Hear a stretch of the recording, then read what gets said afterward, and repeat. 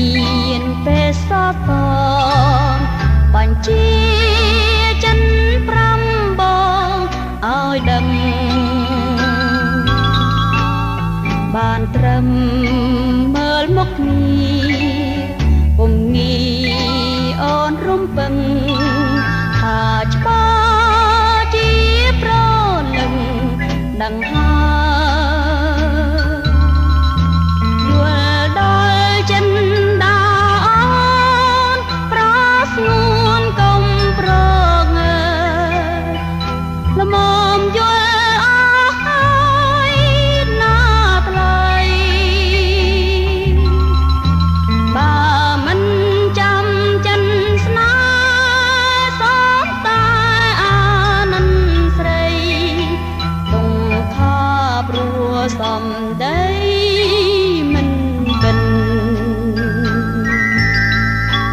រាត្រីគេងមិនលួងនឹកណកដល់ភពមិនចង់លឺសំដីបិនប្របចាំក្រែកមានចំឡើយឆ្លងឆ្លើយក្តីស្នេហ៍ស្ងរឆាប់ប្រាំមកនួនឡងឲ្យដឹង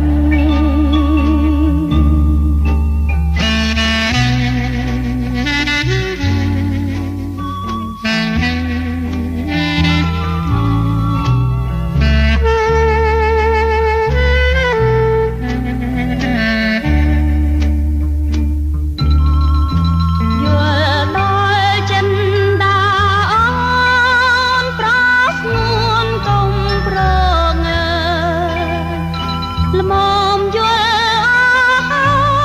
យណាថ្លៃបើមិនចាំចិនស្នេហ៍សំតែអានន្ទស្រីដងខាព្រោះសំដីមិនបិនរាត្រីគេងមិនលួងនឹកណកដល់ភពមិនចង់លឺសំដីបិនប្របចាំក្រែងមានចំឡើយឆ្លងឆ្លើយក្តីស្នេហ៍ស្ងរឆាប់ប្រាំមកនួនឡងឲ្យដឹង